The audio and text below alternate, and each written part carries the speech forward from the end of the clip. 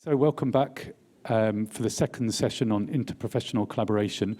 This session is going to involve videos and then a live Q&A afterwards with a mixture of in-person and online. So there'll be a short introductory video and then 3 normal videos and then the Q&A.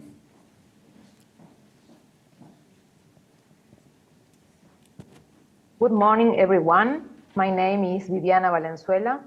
On behalf of the professionals with whom we prepare this panel, we would like to thank Lucas Paron, first of all, and the organizing committee for making these events possible and for bringing together people from different parts of the world to talk about the social impact of making music. We would like also to thank Geoffrey Baker for coordinating this panel so that we can have a voice and show our results in this symposium from Argentina. With this short video, we would like to introduce the spirit of the panel to give you some ideas of how we conceived it and the objectives we are pursuing. First of all, we would like to emphasize that we included ourselves in the interprofessional collaboration axis because we understand that we can think better if it's with others who work on the similar issues. Even more so if these others belong to different disciplines and or have different perspectives on the same phenomena. We are researchers from different Argentinian organizations and universities, and we also have different professional backgrounds, which accompanies the heterogeneity of the field of orchestras and choirs in Argentina. In these panels, we offer, first of all, a general research look which allow us to know the panorama of orchestras in Gran Buenos Aires and that we can think from them in some generalities in the Argentinian territory. The presentation of Karen, Veronica, and Alina will allow us to give an account of the heterogeneity of the field of orchestras in Argentina with the similarities and differences that are manifested in the different initiatives, which may be useful to contextualize the panel. Secondly, Valeria will present a specific proposal that has been systematized, the orchestra school methodology, which constitutes a methodological option for musical projects. The methodology structure aims to develop projects that have the construction of best community practices as an horizon. Finally, I will present a perspective from psychology, specifically from guidance and counseling, on the subjective effects these musical practices generate. The aim is to circumscribe the potential of these proposals for the construction of satisfactory life trajectories and sustainable future projects. We hope you enjoy our panel as much as we do. Thank you.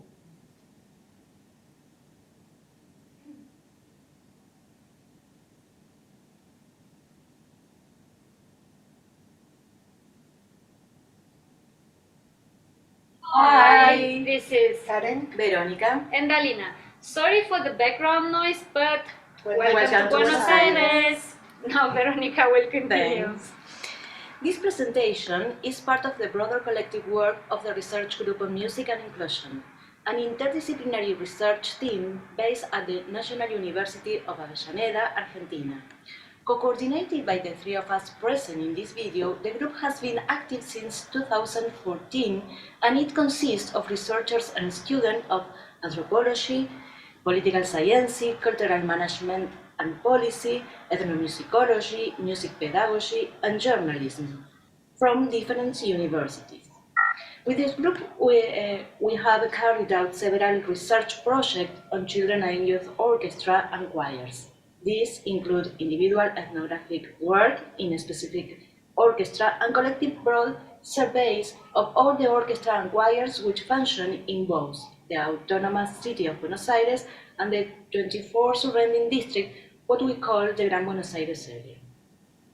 We conducted several such mappings so far, of orchestra 2015 and 2019, and of choir 2016 and 2019. Currently, we are in the process of reviewing the 2019 data and updated it to 2022.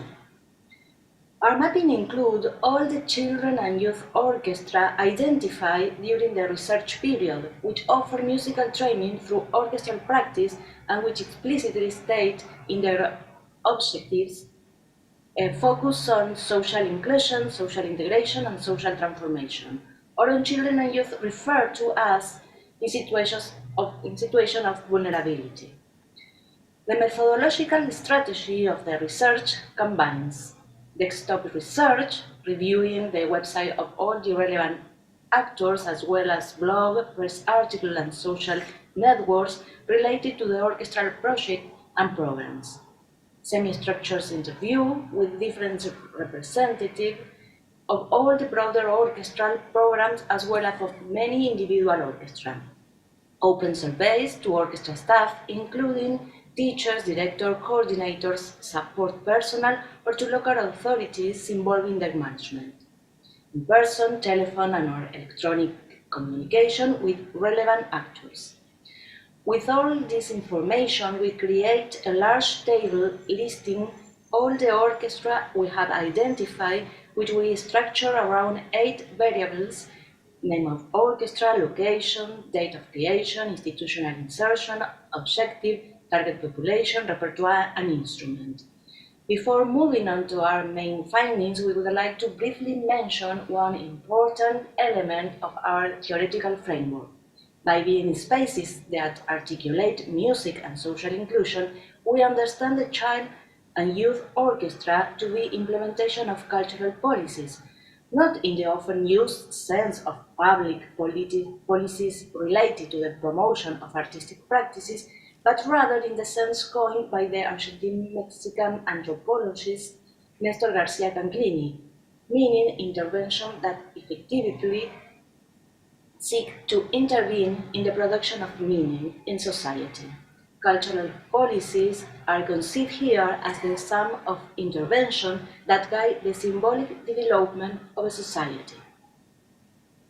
Since we first started collecting this data in 2014, our work brought forward a large amount of information previously not organized nor accessible, which pointed towards a very high level of heterogeneity among the existing orchestral projects in Gran Buenos Aires. Although this mapping covers only one specific region because of the relative importance of Gran Buenos Aires in the national context, and also because we include all the national orchestral programs, our research does help outline some of the general characteristics that we expect to find across the whole country in Argentina. Through this broad research process, we are able to identify in the Gran Buenos Aires area alone a total number of child and youth orchestras ranging from 120 to 150, one-third of them being located in the capital city and the rest in the surrounding districts.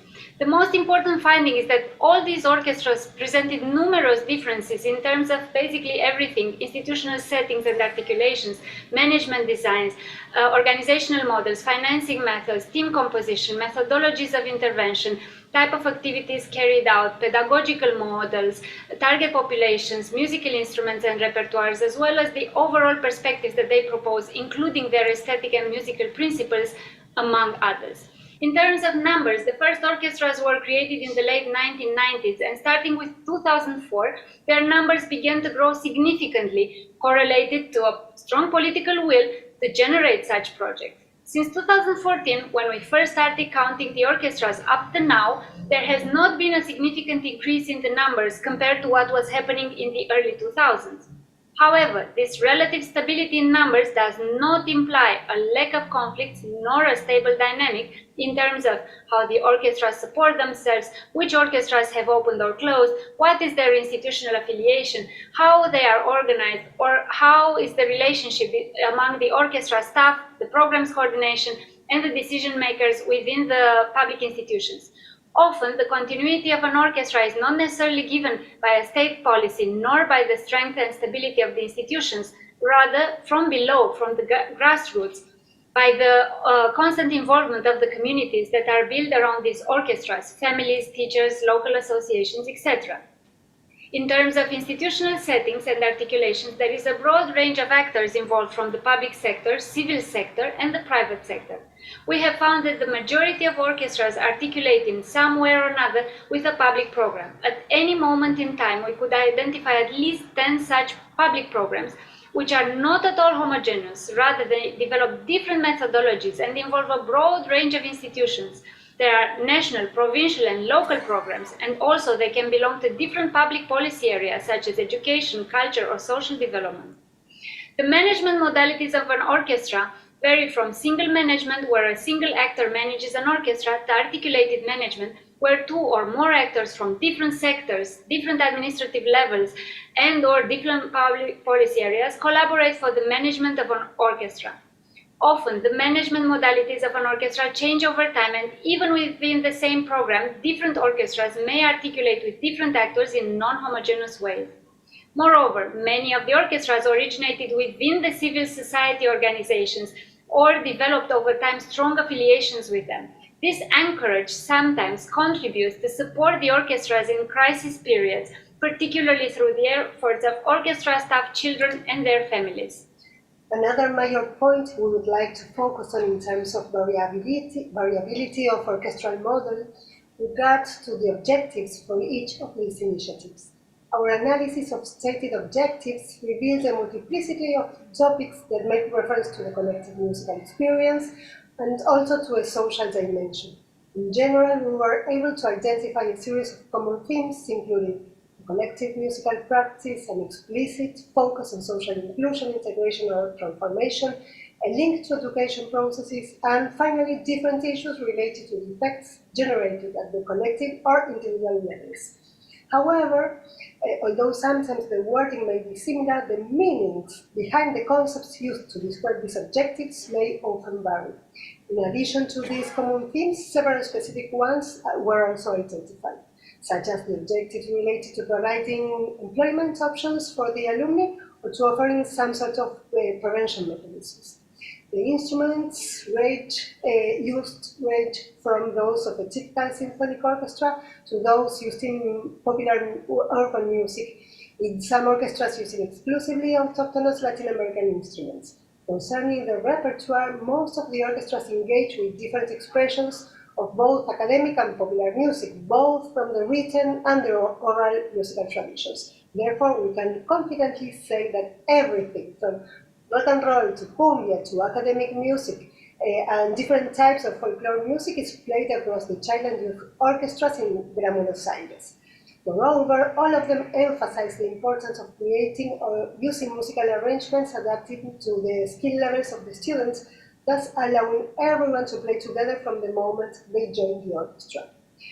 Finally, we would like to say that our main objective with these mappings is to generate a panoramic overview and, with it, lay the groundwork for future analysis in a field until now under-researched. There are many more things we could say about this panorama, but we wanted to emphasize the broad variety and heterogeneity of everything related to the work of children and youth orchestras in Buenos Aires and, by extension, Argentina. Thank you. Thank you.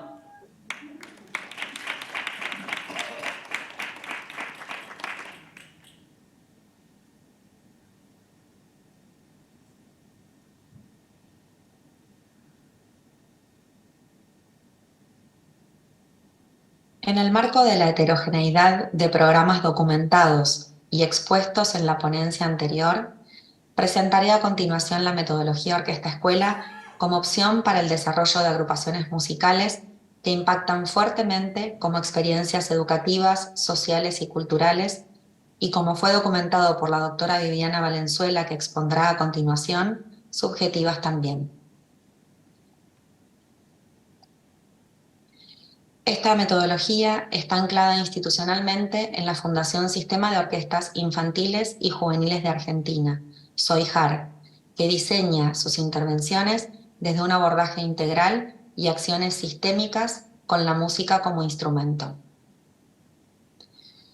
La metodología orquesta-escuela propone una formación integral y un abordaje comunitario estructurado desde la sinergia de procesos personales, grupales y colectivos, basándose en los principios de inclusión, integración, igualdad, equidad y promoción, y aplicable a desarrollos educativos, sociales y culturales. Esta metodología la diseñé hace 25 años y su primera implementación fue para la creación de la Orquesta Escuela de Chascomús, localidad de 40.000 habitantes ubicada a 120 kilómetros de Buenos Aires.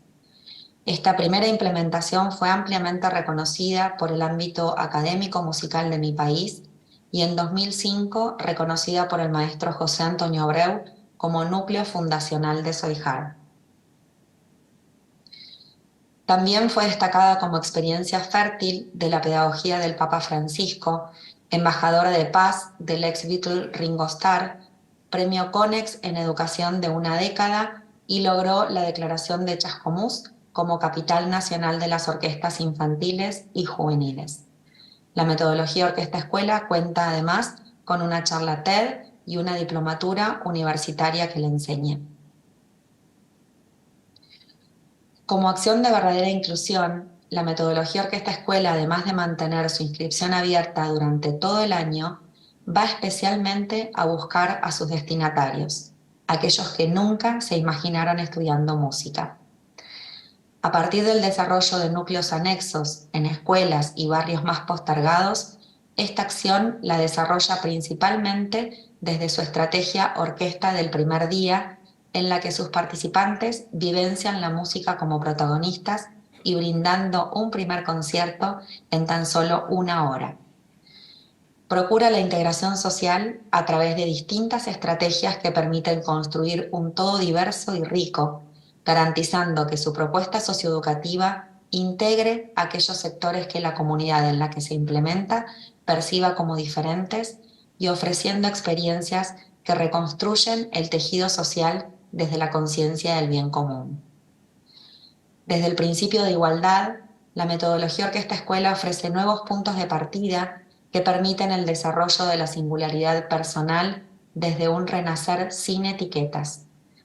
Entre otros desarrollos, este principio es habilitado, por ejemplo, a partir de convocar especialmente un alumnado sin conocimientos musicales específicos previos. Este principio requiere de acciones de equidad para que todos accedan a las mismas oportunidades de la propuesta educativa, haciendo más por cada uno y mejor para todos. La promoción, que además es principio vertebrador de los otros 4 que postula la metodología Orquesta Escuela, es buscada a través del desarrollo de las capacidades personales para la elección, concreción y sostén de un proyecto de vida con sentido comunitario desde la educación musical como instrumento. Este principio fundamenta la excelencia como una búsqueda que merece garantizarse en el presente de cada uno, del grupo y de la comunidad. Lo que hacemos, buscamos hacerlo bien.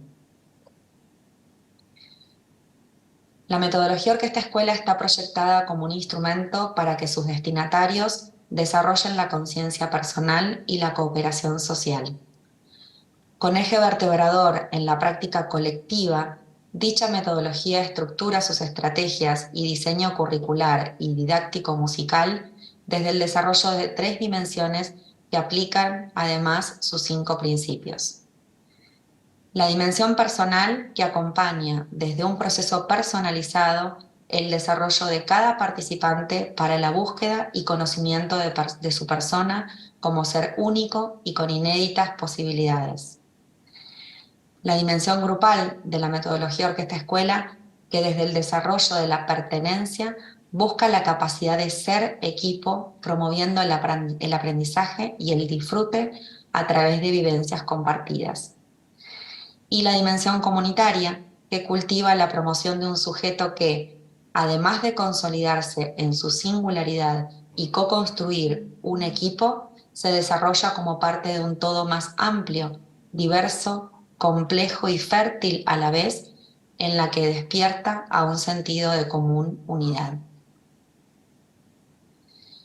Esta propuesta de formación integral y de abordaje comunitario se aplica desde 3 ejes: educativo, social y cultural, y está estructurada desde la sinergia y equidad de estos procesos personales, grupales y colectivos, anclados en experiencias sociales de igualdad, inclusivas e integradoras.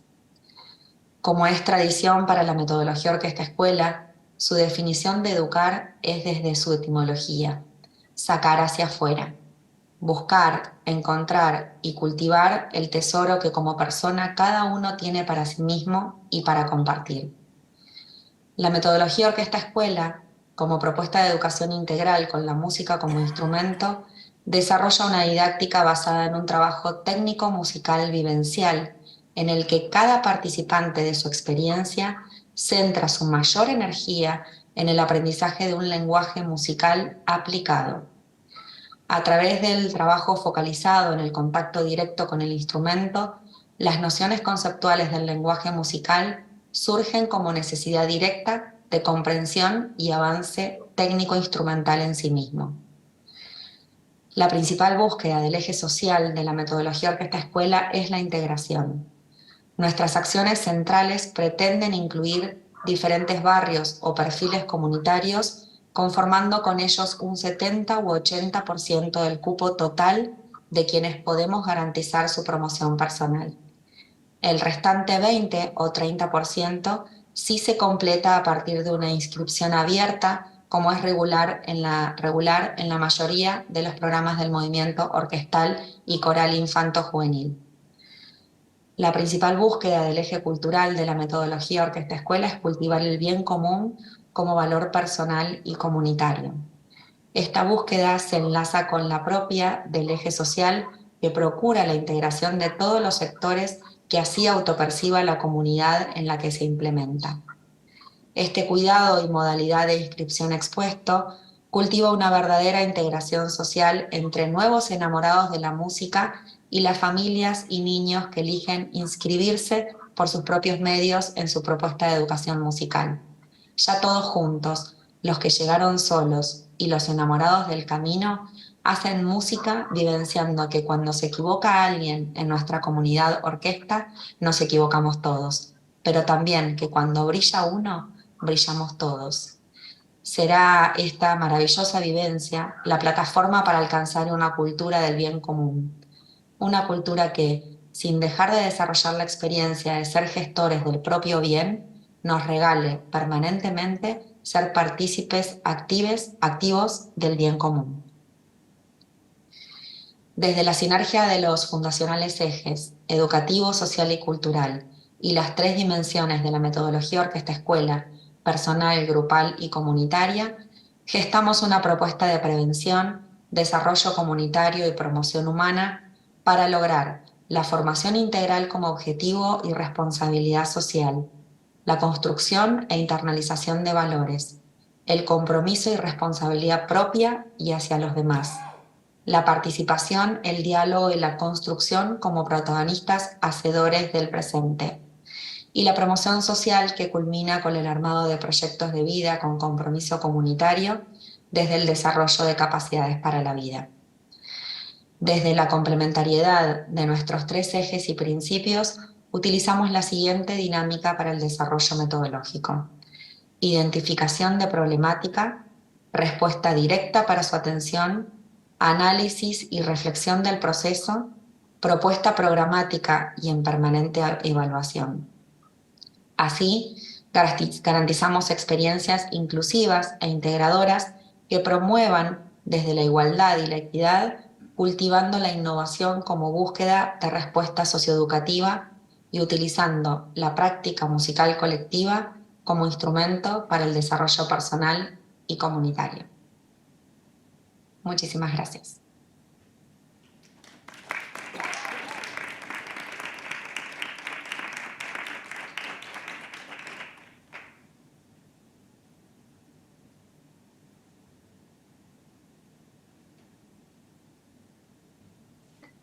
Good morning, everyone. I am Viviana Valenzuela. I am a psychologist, specialist in lifelong guidance and counseling, currently focused on social programs related to music. My PhD thesis is framed under the issues of guidance and counseling. The research topic is Youth and Children's Orchestras, Constructing of Life Project and Identity, and is based on the theoretical framework of lifelong guidance and counseling. Under this framework, we can point out that future projects construction and identity construction are two parts of the same processes. The construction of life projects indicates psychological health and well-being. That life projects implied not only the construction of a professional pathway, but also involves the individual in a holistic way, which means that every context where he or she develops is considered. Also, it requires other people and institutions to shape, materialize, and sustain it. The process of constructing life projects is not only the result of the individual's personal development, it is also made possible if there is a network built from different institutions and community circles that provide support and a sense of belonging. This network is the foundation on which a valued world can be built. In today's societies, it is difficult for young people to build life projects due to increasingly levels of uncertainty, lack of space to reflect on their own lives, and fragmented or weak institutions to support their development, even more so for those in situations of social and educational vulnerability who have even less access to opportunities for quality social insertions. Here we face a problem. On one hand, we need this solid institution to develop sustainable life projects, and on the other hand, societies then strive to individualism or superficial social networks. So my interest is focused on analyzing the experience of young people who participate in a specific socio-educational device, the orchestra. I'm based on the following questions. Which are the meanings that the participant assign to the orchestra experience? How does this experience connect with the educational pathway? Which resources and personal skills did they build? Does the orchestra experience promote value narratives? Does this program promote the elaboration of future prospects? Which are the future perspectives that are expressed in the participant narratives? Relative to the method used, the research had an ethnographic approach and was carried out between 2016 and 2017 in two orchestras based in the province of Buenos Aires, Argentina. The data collection techniques were participant observation during all the activities held by the orchestra and narrative interviews to 10 young men and 9 young women between the ages of 13 and 19. And I also interviewed teachers, conductors, and parents. I made an inductive thematic content analysis. In this slide, you can see the location of both orchestras. These are government-funded orchestras and are located on the outskirts of the city of Buenos Aires, the capital of Argentina. The first one, La Orquesta Infanto-Juvenil de Hudson, holds its activities at a rural school where the majority of the students come from families that work in nearby farms. The rest of the students walk at least 1 mile on dirt roads to get to the school, as there is no bus system available. The other orchestra is called La Sonora de la Yapi, holds its activities at the Santa Maria Yapi neighborhood, which is also called Villa de la Yapi because it started as a shanty town, and even today some areas are still very vulnerable with no sewer system. Both orchestras had different instrument organization. One had symphonic format, while the other had an Argentine Latin American instrument format. However, the repertoires were similar, varying in difficulty as per the participants' abilities to perform. The results of the research were organized along 4 axes derived from the research objectives. It is not the purpose of this presentation to describe them, just to mention them because it will allow us to develop some reflections later. The meaning of the orchestra experience, the relations between their educational experience in the orchestra and at school, future projects construction, and identity construction processes that the orchestra fosters.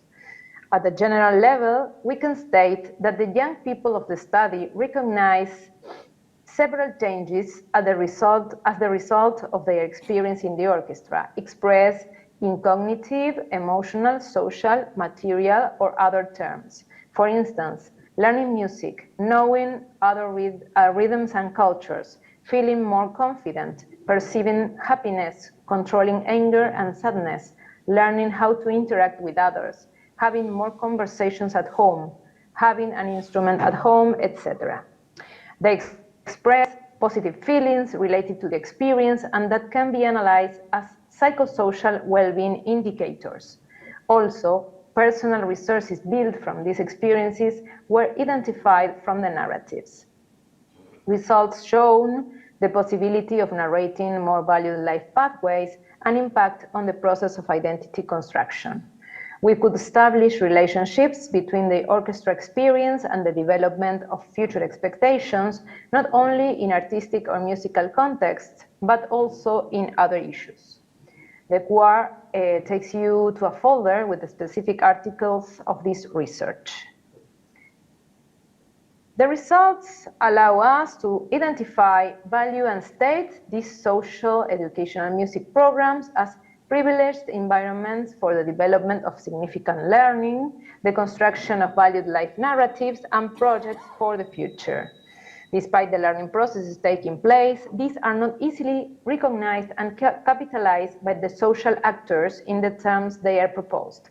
Specific guidance and counseling devices and specific training of teachers on the subject would allow this young participant to recover and resignify the specific and general skills and knowledge acquired during the orchestra experience, which in turn could make it easier for them to recognize this experience as valid competencies for their social and working lives.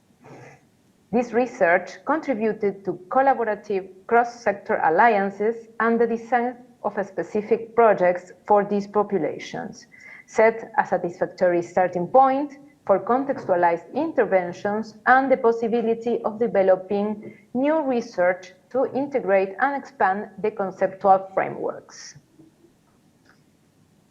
This socio-educational experience promotes an environment for symbolic exchange, recognizing and rescuing the cultural and social idiosyncrasies of young people.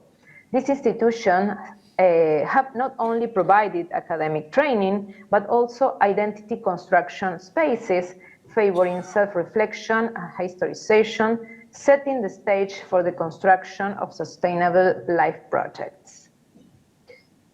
Finally, I want to emphasize these social implications of the research.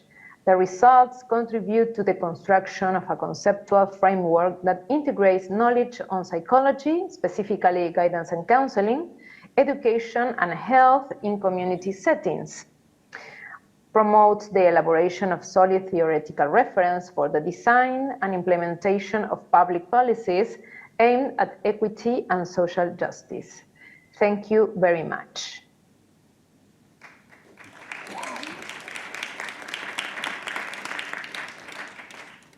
So we'll now pass to Q&A, which will be a mixed format. Just there's been a very late change, so I need to read this to you.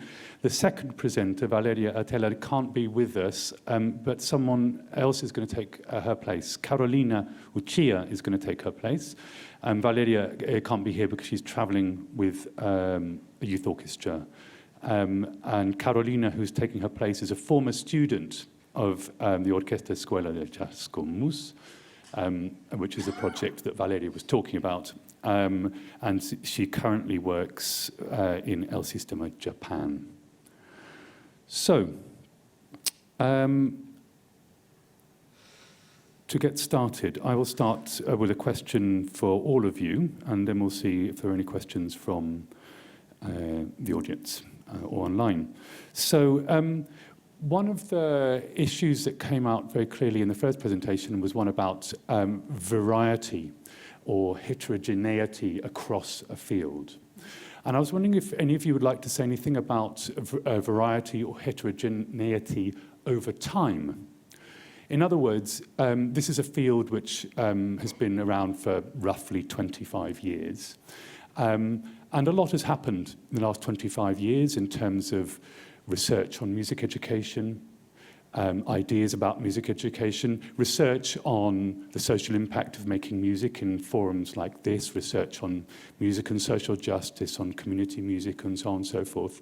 And of course, Argentina itself has changed a lot over the last 25 years. So I was wondering, to what extent have any of you seen any projects change over time in response to any of these social or intellectual or music education developments? Have you seen the field change over time? Have you seen any individual projects change over time in response to these other wider changes?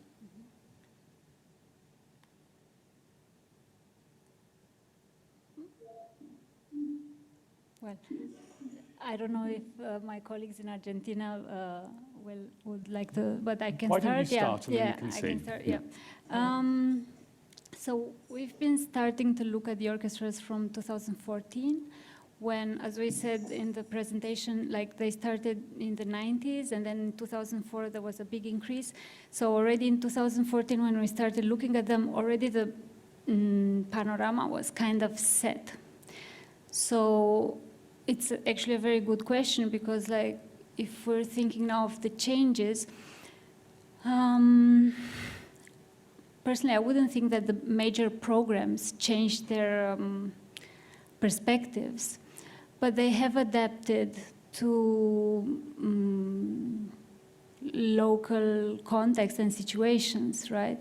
And in terms of activities or in terms of methodologies of intervention or of pedagogy, there is a constant adaptation and change, right? So, for instance, I was thinking yesterday in the presentation about the projects in France. The researcher is not here anymore. That she was saying that the people intervening, the teachers, were not so well prepared in advance, and they had to adapt on the spot. We kind of see this on an ongoing basis in the last 20 years. Like, you have to adapt continuously, because it depends on which kids come to the orchestras, which stay. Every day new kids are arriving. Then the political context changes, the economic context. You always have to adapt to survive. And as we also mentioned in the presentation, you see this a lot at the level of management. So in the beginning, we were really surprised to see that orchestras even belonging to the slating with different institutions. And then with the time, we realized, yeah, well, that's a survival strategy, because you never know what happens. So there is change in terms of functioning. But that's because we already found a well-developed stage, let's put it this way.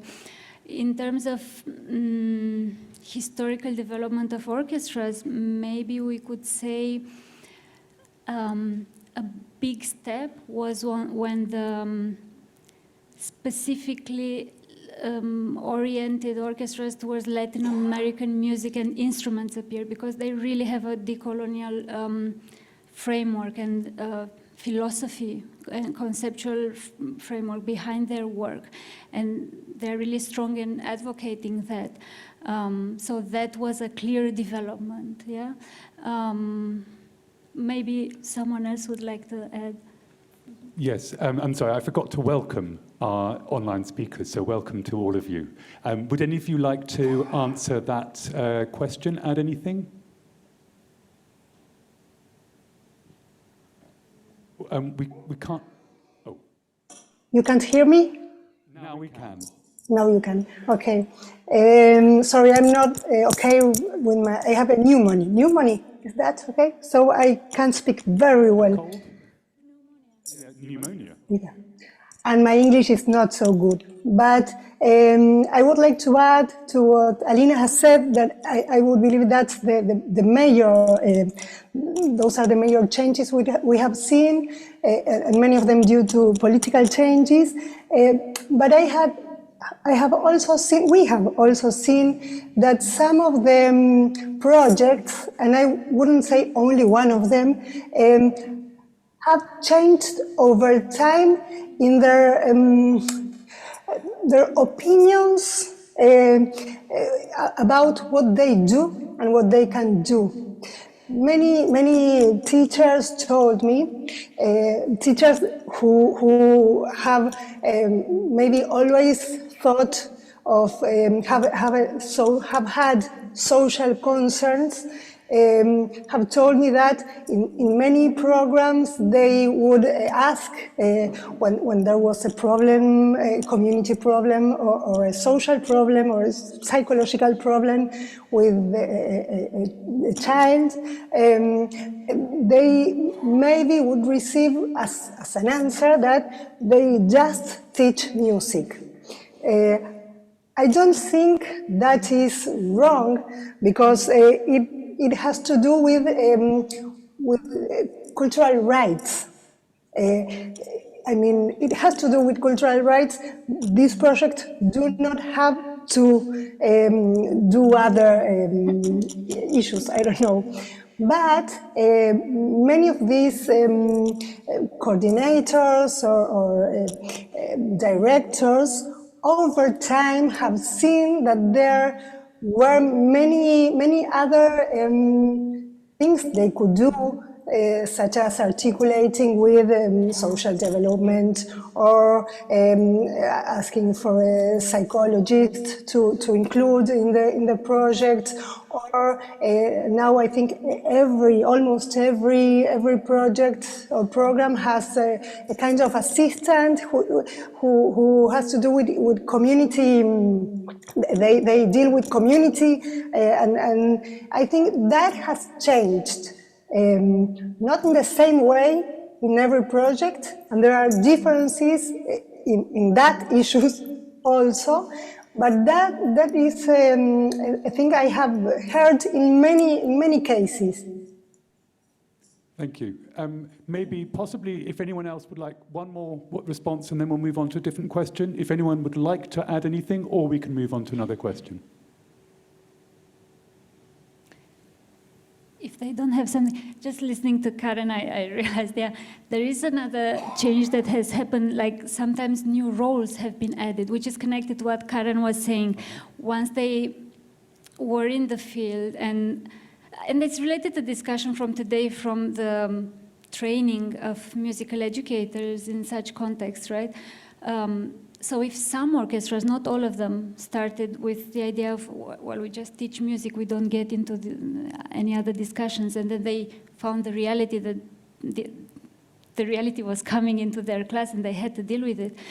And then new roles appeared, so the team was not just made of musical professors, but then they had different kind of stuff, maybe someone with a psychological psychology background, or someone with some pedagogical background, or trying to make articulations with other institutions, simply because situations were appearing which were moving beyond the subject of, yeah. Okay, thank you. Maybe, shall we see if there are any questions in the room? It's a bit dark. I can see a hand. Julian, we have an online question. Thank you. I would like to ask you a question. Since we were talking about these major changes in Argentina in the last 25 years, and my question is related to how do you feel that these big orchestra youth and children programs has responded to something that has actually been part of these big changes in Argentina, and is like the immigration inside South America, you know? Maybe 25 years ago in Buenos Aires and in general in Argentina, you didn't have that much immigrants from, for instance, my country. I'm from Colombia, and I actually studied in Buenos Aires. People from Venezuela, from Bolivia, Paraguay. That's something that 25 years ago wasn't that big. And now, even with the more recent changes, it's still a thing, you know? How do you think, or how do you feel this model has responded to this augmented cultural diversity that has been brought by this kind of immigration?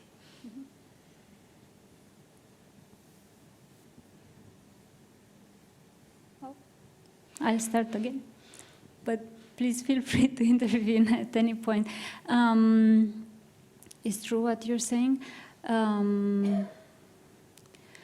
For instance, the way I've experienced it in the orchestras where I'm observing, where I'm doing the ethnographic work, the first place where you see the change, well, in the community, but then how they try to integrate those experiences into the life of the community.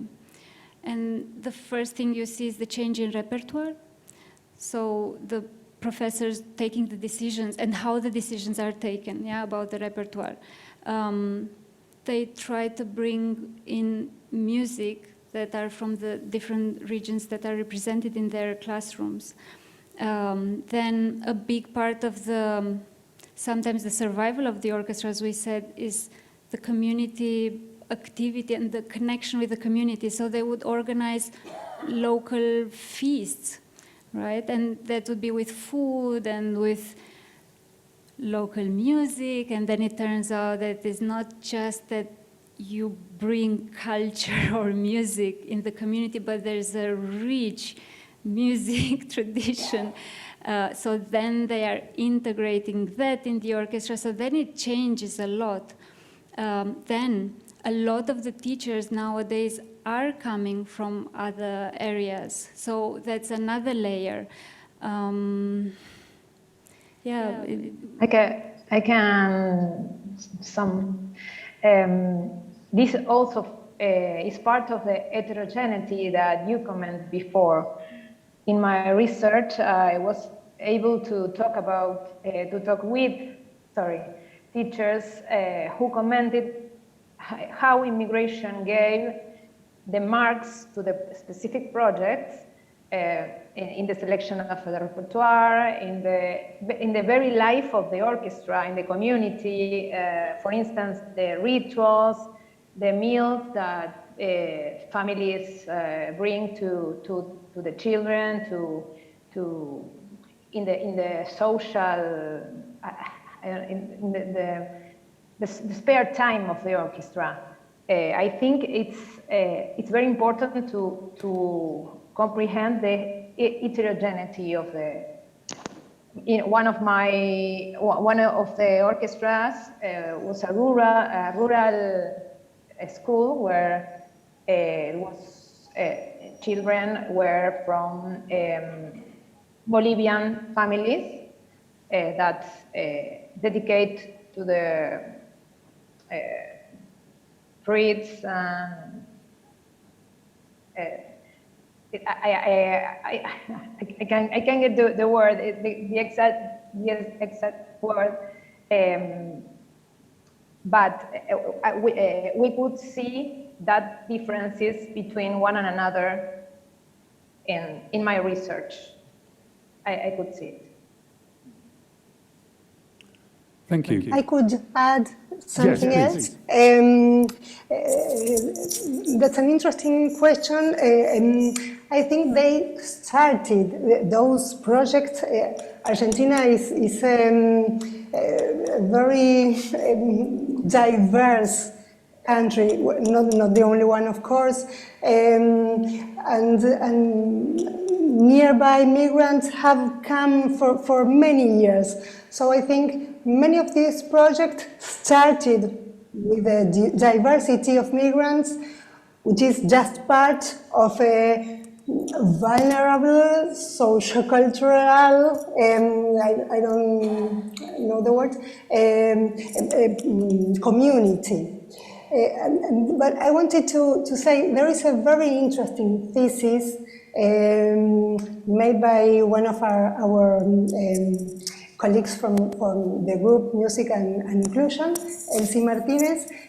She wanted to see in an orchestra what happens with intercultural integration. So she started watching the repertoire, expecting to see that integration would happen if the program would include a diversity of repertoire, and repertoire coming from the countries where these children or their parents came.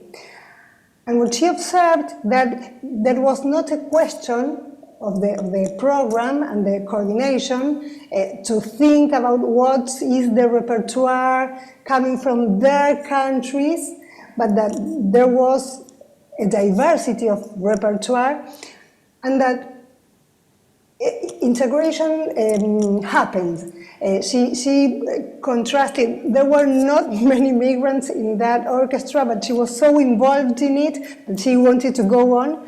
And there were a few children, and she could, I don't know, ask what happened in the orchestra and outside the orchestra, and many children talked about discrimination or so at school or at the neighborhood, and it didn't occur in the orchestra. And she could also see during, it has to do with a question you asked first, I think, due to political changes, where the government changed and the programs changed, and this orchestra, the teachers didn't receive their pay for months and months, and there happened something very, very rich among the few teachers professors who could go on without receiving their pay, no? And children who made the orchestra function, children with a very interesting integration system. They didn't mind if they were from Argentina, from Bolivia, Peru, I don't know. But they, more advanced children helped the new children to play in the rehearsals, and they could organize a way of functioning that showed a very interesting way of integration that included migrants and more, that didn't have to do with her first supuestos. Presuppositions. Thank you. Thank you. Yes, we have a question from Bridie.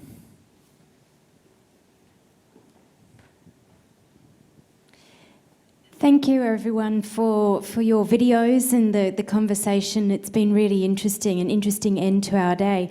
My question is a more general research methods question that relates to the previous session that we had, and it relates to working with children. I'm very interested in your thoughts about the possibilities of children co-designing research, such as the research you're doing, and children having greater agency and voice and presence in this research. I'd love to hear your thoughts about the possibilities of that, your experience of doing that, and how that might add to SIMM research in the field in terms of whose voices are present in these conversations about working with them. I'd love to hear your thoughts on that. Thank you.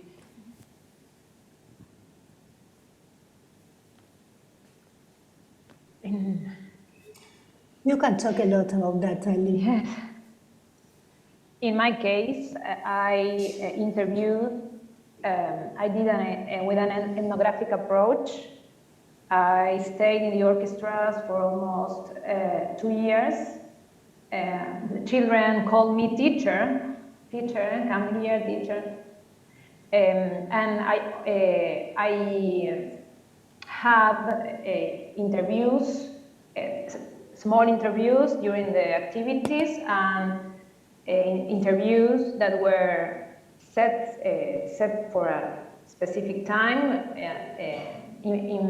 in-depth interviews, and the results were based in their narratives.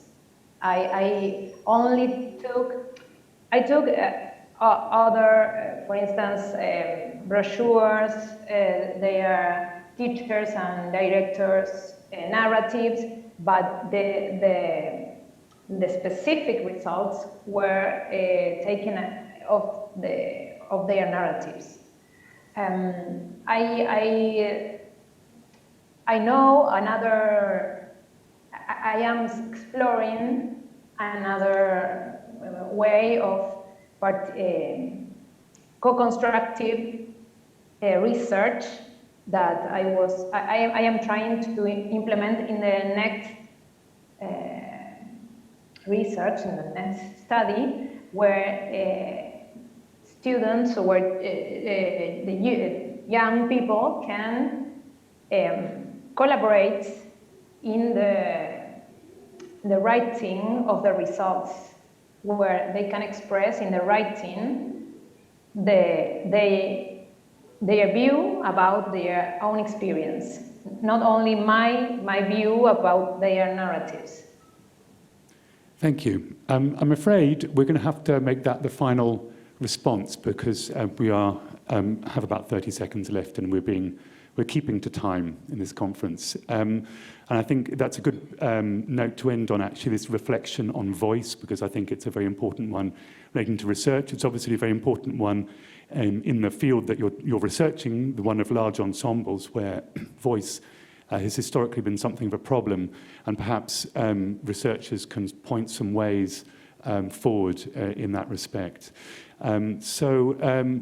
Thank you very much to all of you for your videos, for participating today from far away, and it's been a pleasure to have you with us. Thank you.